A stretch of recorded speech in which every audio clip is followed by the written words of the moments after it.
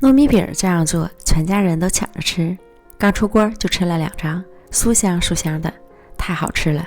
这个你一定要试一下。150克南瓜蒸熟后倒入到破壁机里，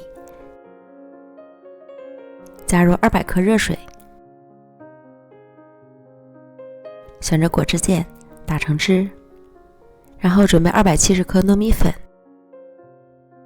加入30克面粉，15克糖，混合均匀，再加入200克打好的南瓜汁，搅拌成絮状，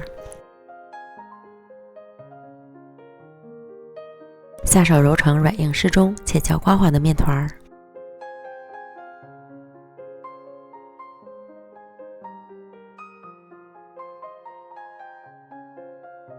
移到案板上，直接搓成长条，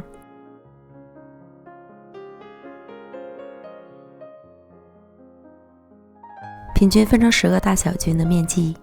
要盖好防止风干。取一个面剂捏一捏，揉光滑，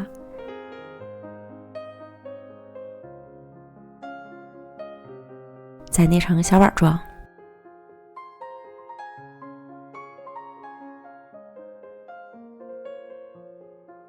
放入适量蜜红豆，虎口双笼法包好，滚圆，洗个澡，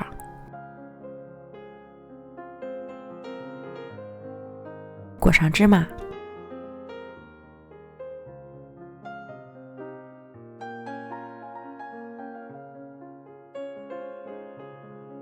再将反面擀成小圆饼，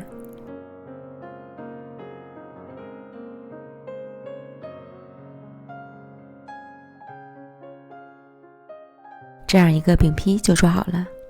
依次把剩下的全部都做完。电饼铛盖小火，预热刷宽油，放入饼坯，盖上盖子焖着烙，熟得快。一面烙至上色后，翻烙另一面，